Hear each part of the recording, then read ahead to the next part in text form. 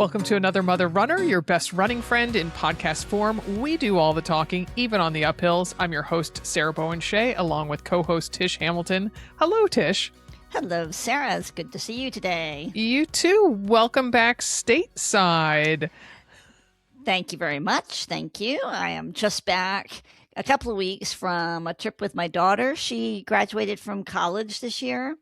And yes, yay. And she went first with friends to London and then the Amalfi Coast in Italy. Nice. And yeah. And then I met her in Amsterdam, and we spent 5 days in Amsterdam. And then we flew to Lisbon and spent 5 days in Lisbon. And you have done a lot of traveling, so I imagine you have probably been to all of these places. I have not been to the Amalfi Coast, but I have been to Amsterdam twice and Lisbon once. Yes, and they were both fabulous. I particularly adore Amsterdam. I just think it's a magical place. Yeah. It was my first time being there, and there's a lot to love. And one thing that surprised me was the bicycling culture. Yes. How many people are riding bikes all over the place. Like the first morning I went out for a run. So I do run on vacations. And I'm like, is there some kind of event going on? Because everybody's on their bike. That is so funny, because the first time I ever got to Rome, it was a Friday evening, and there were so many, Vespas, little scooters. I'm like, it must be a critical mass, like an event, like a critical mass of just Vespas. Living their lives. Yes. So, but I mean, I have gone on runs in Amsterdam, and it is kind of treacherous with all those cyclists.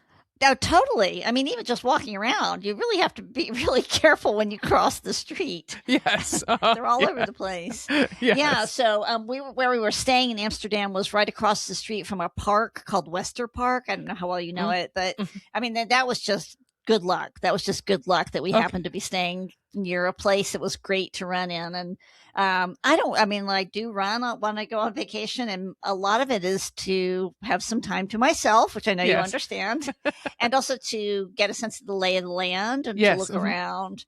And so I don't run very far, and I don't run so slow. Like I could probably be walking at that pace, but because I like plod around and I stop and take pictures and look at things. Sure. And yeah. So it was really great. Amsterdam was chilly.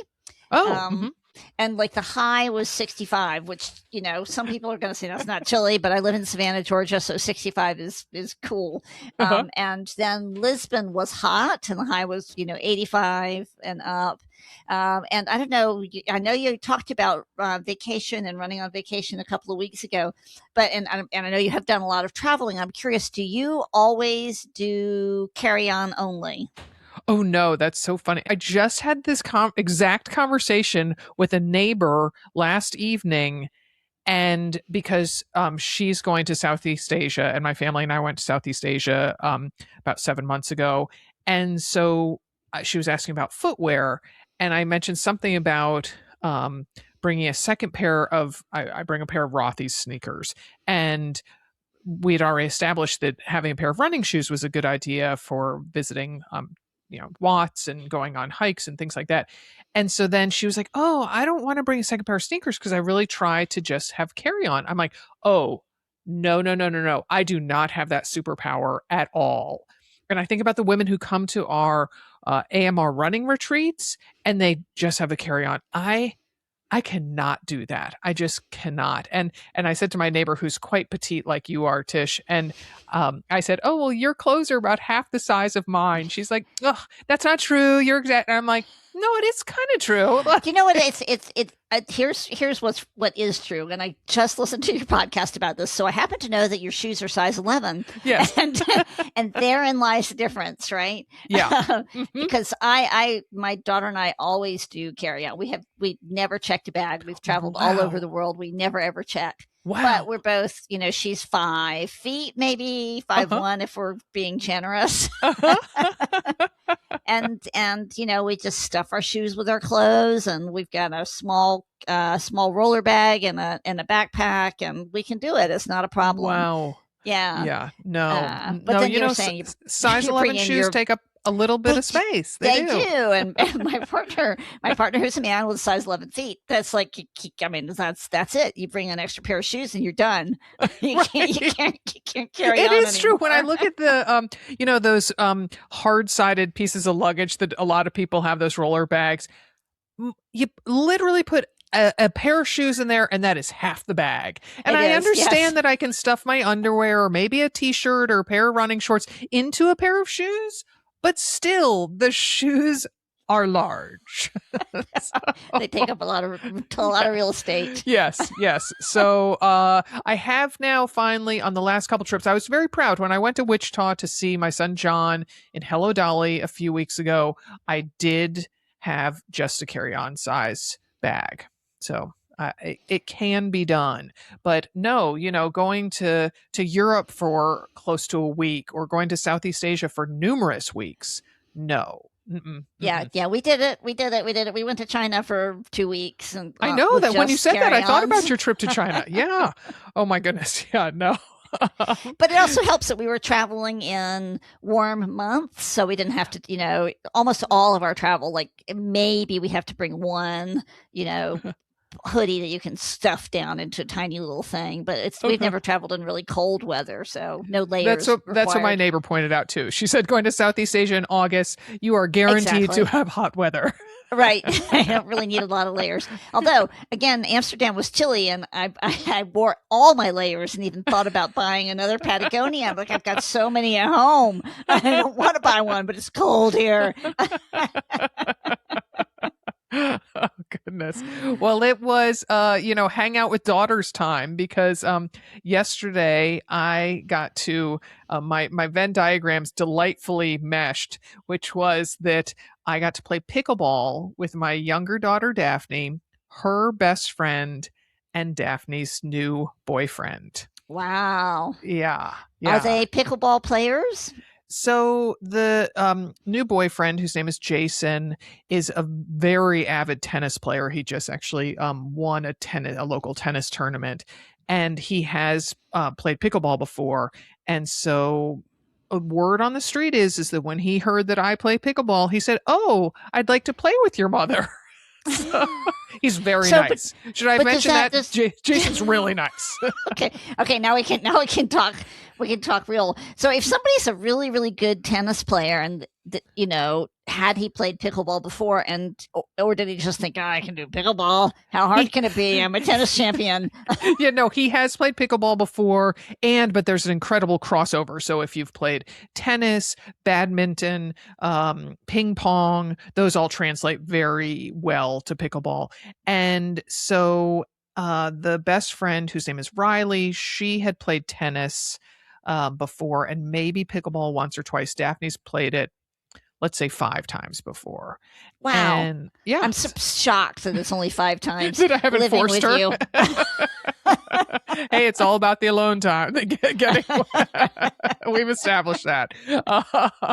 So we went and I set them all up with all the Selkirk stuff that I have, many paddles and loads of balls. And we had so much fun. We had a speaker so that we were at these private courts, and so there wasn't anybody there. So we played music, and there was lots of dancing on the court. And then finally, typically it was Jason and I were on opposite sides of the net, and then he played with Daphne at first, then I played with Riley, and then the gals switched. And then, or I guess no, before the gals switched, I said, "Oh, okay, so now Daphne, you should play with me." She goes, "No, I think you and Jason against Riley and me." I'm like, "Okay, the gauntlet has been thrown." And so it was kind of unspoken between Jason and me that we would take it easy. But I also said to him that we had to be careful because a lot of times, hubris will be your undoing when you're playing against someone who's not as good as you are.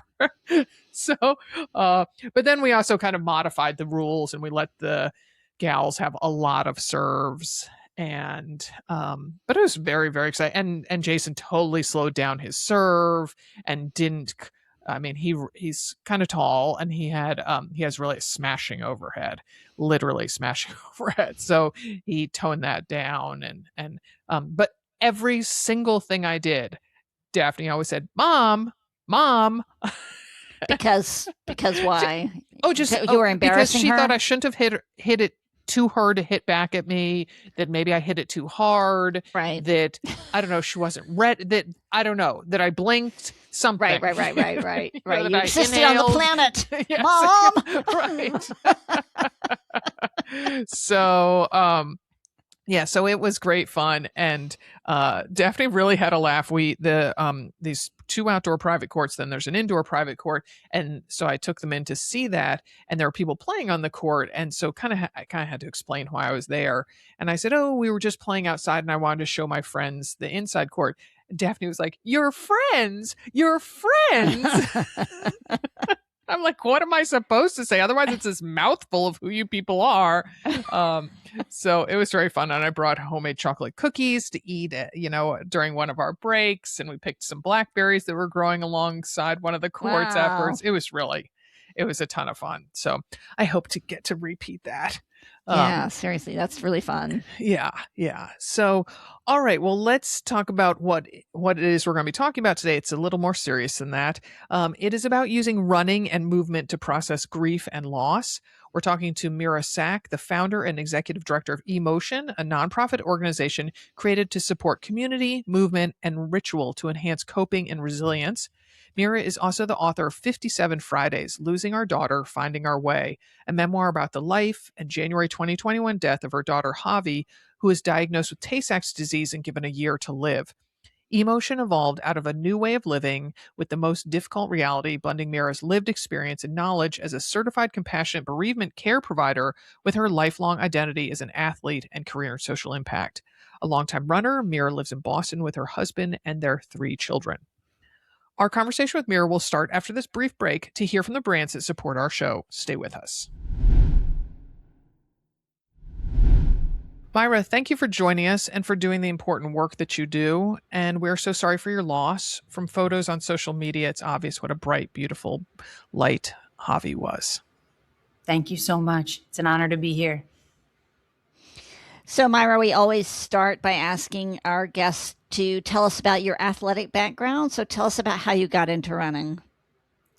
My dad was a runner, so I grew up getting early morning sweaty kind of hugs and kisses before school started and getting the sort of mileage report from my dad just outside of Philadelphia, which is where I grew up. And so it's sort of in my DNA. And then I played soccer at Dartmouth College. And after I graduated, I really found running as sort of the way to continue to be in conversation and connection with what mattered to me, which was sort of being in community with other athletes and taking care of myself and setting goals. Mm-hmm, mm-hmm. I'd love if you could share the role running and movement played for you during Javi's illness and after she left this world.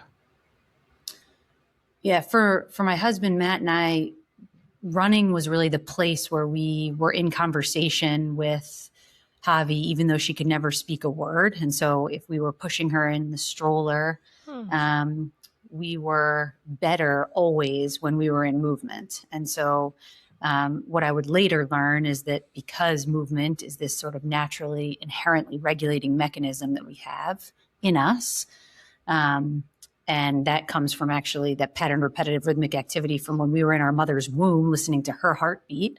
That sort of strong somatosensory memory was the way that Matt and I were able to process our grief. And so whether we were with her physically, pushing her in a stroller, running or walking together, or whether he and I were running, it was the place where we could be most vulnerable with ourselves and each other. It was the place where we could sort of actually make the most progress in some ways, and not progress in a linear sense, but progress in terms of really being able to sort of come to terms with the reality, like capital R, of what we were living with, and inevitably sort of come back from a run feeling more capable of taking the next step that the day was calling for. And when Javi was really sick, like a couple weeks away from dying, I remember Matt sort of noticed that I needed a run. But I was feeling guilty about leaving the house because I wasn't sure what was going on. And he said, just go. And so I went, and I was kind of running and crying and running and crying. And all of a sudden, Hav's voice came to me, and she said, "Mom, never wish a runaway." Mm.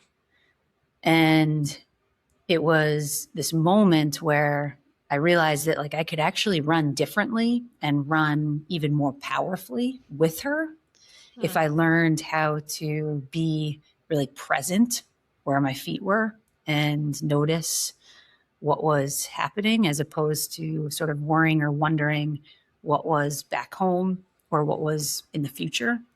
And this kind of message, and unsurprisingly, it came from Hav, has been sort of the foundation of how the organization that now I lead came into being. And honestly, I've become sort of a better runner. Not that matters, but changed the way that I do it. Mm. Can you tell us a little bit about how the process of writing the book impacted, helped, whatever, navigating through the process of grief? Writing, maybe much like running, was that kind of repetitive rhythmic activity that allowed me to be in conversation with Hav. So I started just writing to her. I called her Beauty. I would write, "Dear Beauty." And every entry started that way. And it was the way that I shared what was going on that day. And so I think in terms of how processing through writing became the book, that was just really this natural evolution, which was, wow, this is like working. And there was no sort of agenda associated with it at all. And when Hav died, I couldn't stop writing, much in the same way that I couldn't stop sort of moving with her and running with her. And so the book evolved out of almost just this need to continue the conversation, and this sort of realization that we're really afraid of grief. And I knew that this book was going to be sort of a portrayal of grief that was like pretty proximate and pretty raw. And lots of folks were saying like, nah, just give it time. Don't try to do this while it's so, quote, fresh. And I think that does people like me a real disservice. People like me who are in the acute phase of grief, or people who are trying to show up for those of us in acute phases of grief and don't have resources that reflect the states that we're in. And so the book kind of became this sort of way of being of service in my mind and heart to others who might have found themselves in a similar situation. Yeah, and like one of the first lessons is to not tell someone to stop doing something that helps them, like running or like writing. Yeah. And you bring up the subject of people being sort of the culture at large being scared of or not wanting, keeping distance from grief, right? And can you talk a little bit about the importance of grief literacy? Yeah, I mean, I think that people aren't afraid because they're bad or sort of at all. In fact, I would be really afraid of it too, I think, had I not lived through it and lived through it. The challenge with the fear-based approach to grief is that then we don't really ever have people who can sort of be alongside. And that is perhaps like the single most important thing for grievers, is to just have at least one lifeline, one person who can sort of see the immensity of the pain and the love, because it makes you feel like not crazy. And it makes you feel like you can sort of exist in the land of the living as opposed to being almost like sidelined. And I think what grief literacy does is actually empowers people like us who are just lay people, non-clinical people with language and skills and tools to show up for people we love in ways that help rather than hurt. And it doesn't have to be so complicated, actually. It's really just a matter of sort of being proximate to something that is painful, and instead of turning away, like really just turning towards it. And so much magic comes from those kinds of moments. Mm-hmm. Well, that sounds very much like what you were doing with emotion. So could you tell us about the founding of your organization, please? We started at Heartbreak Hill Running Company at the base of Com Ave in Newton. The name of the store was not lost on you, I'm sure. Yeah. No, exactly. Dan, who's the owner of the store, was really wonderful to let 18 of us bereaved people, some bereaved parents, some bereaved siblings, some bereaved partners, into his store and kind of inhabit the community room of Heartbreak Hill Running Company for 10 Sundays in a row in 2023. And 18 of us trained for the Newport Half Marathon. And these were not, I hope they listen and don't take offense. They won't. These were not all runners in terms of how we think about runners. These were people who had all experienced a loss and hadn't really found in the grief world a community or a way of sort of being with their grief that resonated. And for me, I had tried a couple therapists who didn't work. And I couldn't imagine a grief group where we were sitting around in a circle talking about our pain and loss. And I knew I needed to be in motion. And so I kind of crafted a half-page, a little sort of call to anyone who found themselves in a similar situation to me, and was really surprised to find 18 of us who wanted to do this. And at the end of these 10 weeks, the group didn't want to stop meeting. And so they said, this has to continue. And one of our runners ended up leading our first Belfast, Maine community, because she was spending the next part of her life up in Belfast, Maine. And after that, sort of emotion was born, and we protocolized the approach, which was this kind of grief-informed, really gently guided, but entirely movement-based experience to what it might look like to kind of gather, and instead of talking about how we're sort of feeling, moving with it and seeing what comes of that healing experience over time. So emotion facilitates something called the movement community model. Can you tell us a little bit about the movement community model? Yeah, so this model is now it's very cool. It's being studied by Boston Children's Hospital and Dana-Farber in an IRB approved study that's called Hearts in Motion, actually. And it's looking at sort of the impact of our three component parts of the model. So movement, community, and ritual on grieving people. So the way it impacts our feeling of belonging, our desire to move our bodies more, our fatigue. And that particular study pairs a Garmin watch with a particular EMA-based app, and which is just sort of a ecological monitoring assessment. So captures what is happening to us physiologically and sync to that Garmin, so that we can kind of capture real time the way the program is impacting us.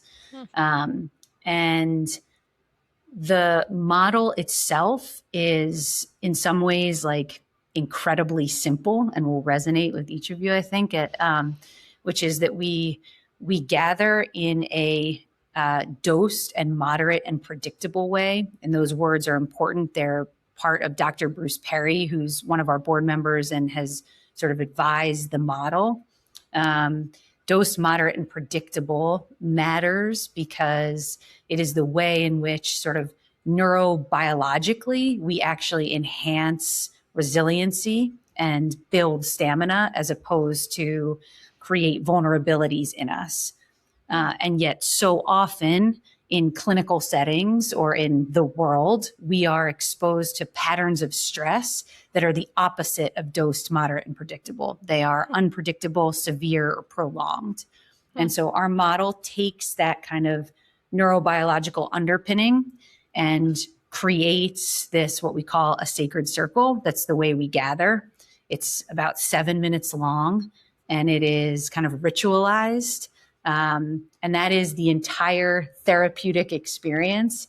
And then the community sets off and does their particular workout for the day, whether that's a 5K run, a 2.8 mile walk, whatever it is. And then follows what we call a gently guided grief curricula in between weekly gatherings. And that curricula is paired with daily running or walking practices. So we do hill workouts, but we do them differently. We do hill workouts with kind of these gently guided grief prompts to help us experience that hill in a way that kind of works for us. And so we train our facilitators in this approach. We train them in cohorts, a fall and a spring. And our communities are comprised of runners and walkers. I guess we take like the New Balance, if you run, you're a runner sort of mindset. And now I guess at the end of this fall, we'll have 100 plus communities and wow. Be kind of moving with like 1,000 grievers. And maybe the tragic beauty of it all is that we still have a 600 person wait list that we can't kind of attend to. Wow. So yeah. Wow. I love this idea of tailoring workouts to y'all's particular needs. And can you talk a little bit more about like a hill workout, how you said it's not, you you tailor it to the needs of somebody who's going through grief versus like, you got to run this hill really hard because you're going to be running the Boston Marathon. Right? Yeah. No, absolutely. We, so on the hill workout example, we sort of invite people to imagine the person that they're in the experience to honor kind of at the top of that hill and almost pulling, in the case me, sort of up that hill.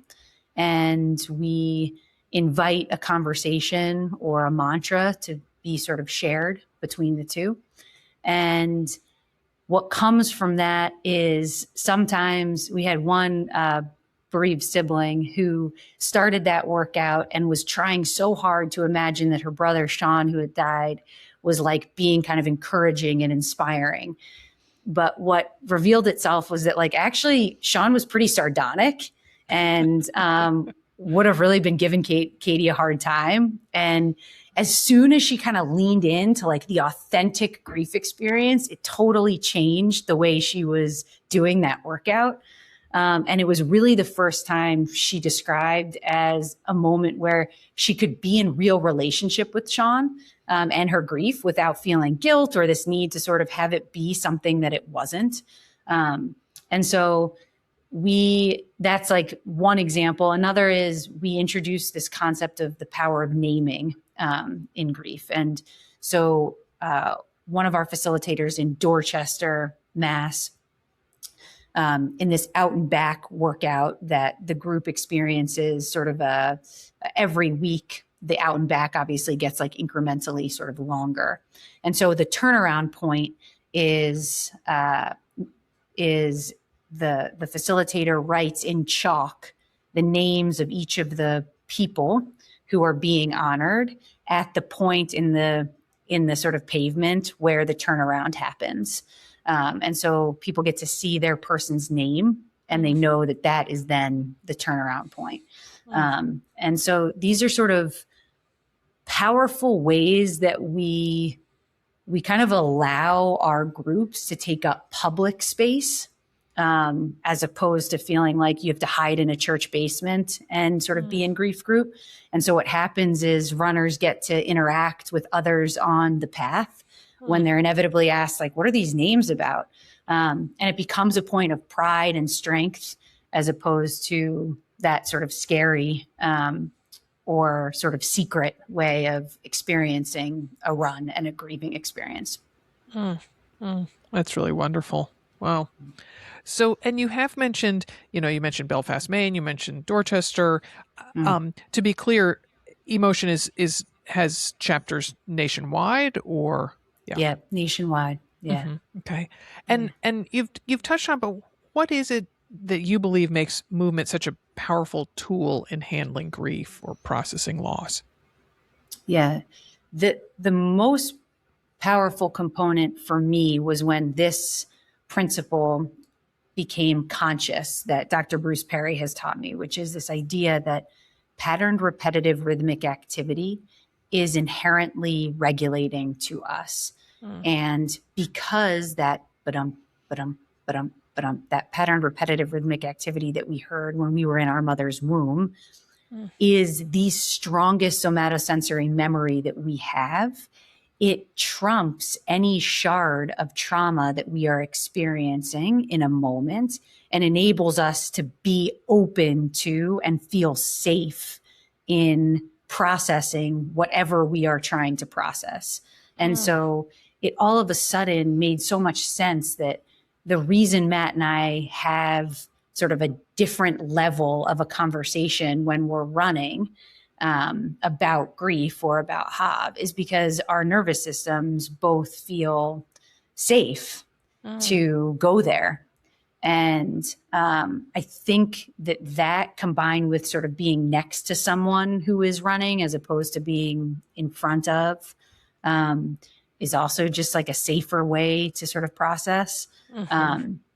And then I think that because when we're running, we're interacting with elements that shrink our ego and our kind of like default mode network and make us appreciate that we are a part of something so much bigger, we are forced to get out of our head and be in our bodies. And so I literally can visualize sort of the knot in my throat, like moving down into my feet and asking my feet to like do some of the feeling for me when it feels like I can't breathe because the pain is too immense.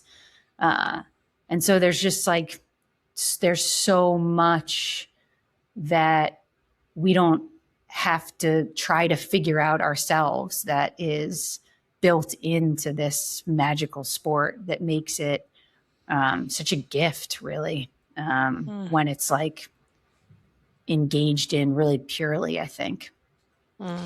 And there is also, of course, the chemicals that are released in your brain when you're moving, when you're running and walking, whatever. And the fact that y'all are doing it outside. So you've got some, some interaction with nature there. And I know there's science behind all of this being good for processing grief. And I also know that, many runners, mother runners, appreciate and experience that even if we're not processing grief, but the idea of being able to open up when you're running or moving beside somebody and not looking them directly in the eye, right? And the ability to talk through things more and more deeply than ever you would anywhere else. Yes. And loss is, like you said, Tish, I mean, so much of this is universal, like whether it's the death of a person or the loss of identity or of a transition or a moment or a marriage or a dream. It's all, so much of our lives are about how we learn how to move with loss.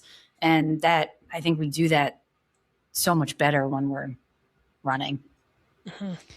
And you have developed also an audio series. Can you tell us a little bit about that? And it's got a name. Yeah, it's called Prescription to Feel, RX to Feel. And that was designed because we had folks reaching out across the country who we couldn't meet their needs because we couldn't get a trained facilitator to their neighborhood quickly enough. And so the idea was, can we capture sort of the heart and soul of these grief concepts that we introduce in our in-person experiences? Can we capture those in an audio clip? And can they be narrated by our participants and used as sort of a companion for people wherever they are to be able to bring on their run or their walk. And they're intentionally really short because of that notion of dosed, moderate, and predictable. Like, it's not asking someone to listen to a 45-minute session on psychoeducation around grief. It's inviting them to sort of hear something in brief, and then letting the movement sort of do the work for them. Mm, mm. All right, it's time for another short sponsor break. So, Myra, I recently heard you say in an interview, sometimes I think only the natural world can give us what you need. So, we've already touched upon a little bit about what it means to be outside, but could you expound on that a bit? Because for me, that being outside is definitely my personal life elixir. I think that so much of my loss experience is like beyond the scope of what I ever imagined to be something I could hold, that the natural world is the only thing that kind of matches the immensity of my pain and my love. And so it's the place where I feel like constantly sort of surprised and supported and challenged, and without feeling judged or quieted. And for a while, I felt like, and my relationship to it has evolved, because for a while I was thinking like, oh, nature is always, this is maybe naive as I'm even saying it, sounds super naive, like peaceful and quiet. But no, I mean, nature can be horrific and can wipe out communities. And so in that way too, I'm sort of learning to appreciate that almost because the opposite extremes can exist in such real, raw ways, which is grief. It's like trying to hold both the incredible pain and the incredible love and beauty all at once. I think that it's really the only place that demonstrates the grief experience and does it much better than I am articulating as an example. I imagine you have a lot of memorable moments from your emotion endeavors. Can you share a couple of them? Yeah, it almost feels like every day we get some kind of note or message that kind of moves me. I think there's been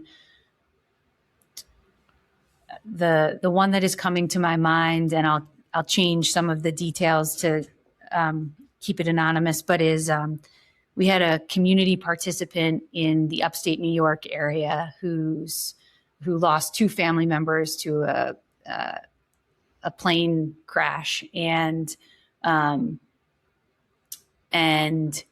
he said that he had basically was inside for 3 years after this happened. And he had been a runner all his life. And someone in his life sent him emotion. And he initially said, like, I'm not a joiner. And then he started sort of reading about the way we approach this and said, I'll give it a shot. And he did, and said it saved his life, and ended up driving up to Boston. And we took a 2-hour walk together. And he said that the reason that it did was because the first gathering, he was met with a personal note from his facilitator that on the envelope, it had the name of his people.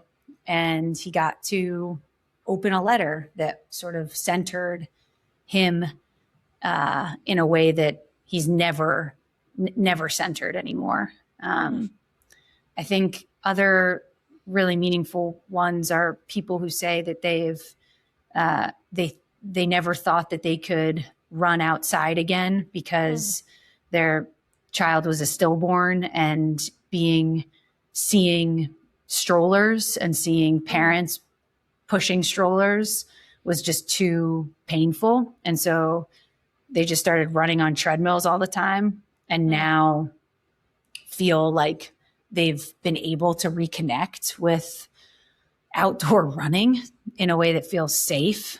And then people who never identified as a runner, but now appreciate that even running or walking a half a mile a couple times a week is like a 200% increase from their previous existence, and that it changes the way they sort of experience a day. So, and then maybe most profoundly is like, this stuff is so deep that I think it feels like we're doing what we're meant to do and nothing more, you know, like it's not like, oh, all of a sudden the pain is gone, or, you know, I all of a sudden feel healed.